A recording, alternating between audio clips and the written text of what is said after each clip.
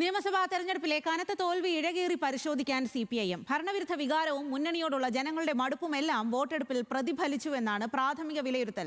ന്യൂനപക്ഷങ്ങളുടെ ഇത്രയും ശക്തമായ ഇടതുവിരുദ്ധ ഏകീകരണം മുൻകൂട്ടി കാണാനായില്ല. SIR-ന് ശേഷമുണ്ടായ സാഹചര്യങ്ങൾ ഇടതുവിരുദ്ധ തരംഗത്തിനിടയാക്കി. കണ്ണൂരിൽ ഉൾപാർട്ടി പ്രശ്നങ്ങൾ പ്രതിഫലിച്ചെന്നും വിലയിരുത്തലുണ്ട്. നാളെ ചേരുന്ന CPIM സംസ്ഥാന സെക്രട്ടേറിയറ്റ് തോൽവിയുടെ കാരണങ്ങൾ ഒന്നൊന്നായി പരിശോധിക്കും. വിവരങ്ങളുമായി അർജുൻ രാജാണ് ചേരുന്നത്. അർജുൻ രാജ്, പ്രതീക്ഷിച്ചതിലും ഒക്കെ വലിയ തോൽവിയാണ് LDF ഇക്കുറി നേരിട്ടത്. CPIM വലിയ തരത്തിൽ അടിപതറുകയും ചെയ്തു. ഇനി എന്തായാലും ഈ ഒരു തോൽവിയുടെ കാരണങ്ങളിലുള്ള ഇഴകീറി പരിശോധനയ്ക്കുള്ള സമയമാണ്. അപ്പോൾ എങ്ങനെയാണ് നേതാക്കൾ ഇതിനെ കാണുന്നത്? ചർച്ചകളും അല്ലെങ്കിൽ ഇനിയുള്ള തുടർ തീരുമാനങ്ങളും ഇതിൽ തിരുത്തൽ വരുത്തേണ്ടത് എവിടെയാണ് എന്നതടക്കമുള്ള കാര്യങ്ങളിലൊക്കെയുള്ള തീരുമാനങ്ങളാകുമോ ഇനി ഉണ്ടാകുക? വിവരങ്ങൾ.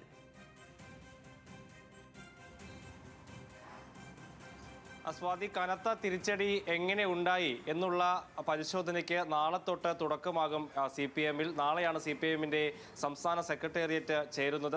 സ്വാതി പറഞ്ഞതുപോലെ തന്നെ കനത്ത ഒരു തിരിച്ചടി, ഇത്രയും ആഘാതം ഉണ്ടാകുമെന്ന് പ്രതീക്ഷിച്ചതല്ല CPIM ഒരു ഘട്ടത്തിലും. അതുകൊണ്ട് തന്നെ എന്തൊക്കെയാണ് അതിൻ്റെ കാരണങ്ങൾ എന്നുള്ള ഇഴകീറിയുള്ള പരിശോധനയായിരിക്കും നാളെ തൊട്ട് CPM-ൽ ഉണ്ടാകാൻ പോകുന്നത്. ചില പ്രാഥമികമായിട്ടുള്ള വിലയിരുത്തലിലേക്ക് CPIM എത്തിയിട്ടുണ്ട്. അതിൽ ഏറ്റവും പ്രധാനപ്പെട്ടത് ന്യൂനപക്ഷ വോട്ടുകളുടെ ഏകീകരണമാണ്. അത് സംസ്ഥാന വ്യാപകമായി തന്നെ മുൻപൊന്നുമില്ലാത്ത തരത്തിലേക്ക് UDF-ലേക്ക് പോയിട്ടുണ്ടെന്ന വിലയിരുത്തൽ ഇടതുപക്ഷത്തിന് ഉണ്ട്. മുൻകാലങ്ങളിൽ ഇടതുപക്ഷത്തേക്ക് വന്ന വോട്ടുകൾ ഉൾപ്പെടെ, പരമ്പരാഗതമായി കിട്ടിയിരുന്ന വോട്ടുകൾ ഉൾപ്പെടെ ഉള്ള ഒരു പോക്ക് LDF-ൽ നിന്ന് UDF-ലേക്ക് പോയിട്ടുണ്ട് എന്നുള്ള വിലയിരുത്തലുണ്ട്. അതിനോടൊപ്പം തന്നെ ഏറ്റവും പ്രധാനപ്പെട്ടത് പാർട്ടിയുടെ വോട്ടുകൾ, അടിത്തറയിൽ ഭദ്രമായിരുന്ന പാർട്ടിയുടെ വോട്ടുകൾ UDF-ലേക്ക് പോയിട്ടുണ്ട് എന്നുള്ളതാണ്. അത് ഉൾപാർട്ടി പ്രശ്നങ്ങൾ, വിമത ശബ്ദങ്ങൾ, ഇതൊക്കെ അതിന് ഏറ്റവും പ്രധാനപ്പെട്ട ഘടകമായിട്ടുണ്ട് എന്ന വിലയിരുത്തൽ പ്രാഥമികമായി CPM നടത്തുന്നു. അതിൻ്റെ ഏറ്റവും വലിയ തിരിച്ചടി നേരിട്ടത് കണ്ണൂരിലാണ്. അവിടെ ഉറച്ച കോട്ടകളാണ്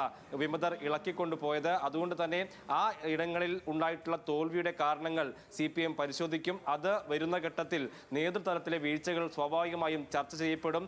ആ വിമതരെ അനുനയിപ്പിച്ച് പാർട്ടിക്കൊപ്പം നിർത്തിയിരുന്നെങ്കിൽ ഇങ്ങനെയൊരു തിരിച്ചടി ഉണ്ടാകില്ലായിരുന്നു എന്ന തരത്തിൽ വിലയിരുത്തലുകൾ ഇതിനോടകം തന്നെ CPM-ൽ വന്നിട്ടുണ്ട്. അതിനോടൊപ്പം ആലപ്പുഴയിലെ G. സുധാകരന്റെ അമ്പലപ്പുഴയിലെ സ്ഥാനാർത്ഥിത്വമൊക്കെ വീഴ്ച കൊണ്ട് ഉണ്ടായിട്ടുള്ളതാണ് എന്ന വിലയിരുത്തലിലേക്ക് CPM ഒരു തരത്തിൽ പോയിട്ടുണ്ട്. അതുകൊണ്ട് തന്നെ അത്തരത്തിലുള്ള നേതൃതലത്തിലെ വീഴ്ചകൾ സ്വാഭാവികമായും ചർച്ച ചെയ്യാനുള്ള സാധ്യത കൂടി നിലനിൽക്കുന്നുണ്ട്. അതിനോടൊപ്പം സർക്കാരിൻ്റെ നയങ്ങളിലെ വീഴ്ചകൾ, സർക്കാർ തലത്തിലെ നിലപാടുകളിൽ ഉണ്ടായിട്ടുള്ള മാറ്റങ്ങൾ, ഇതൊക്കെ ശക്തമായ ഭരണവിരുദ്ധ വികാരത്തിന് ഇടയാക്കിയിട്ടുണ്ട് എന്ന വിലയിരുത്തലിലേക്ക് LDF പോയിട്ടുണ്ട്.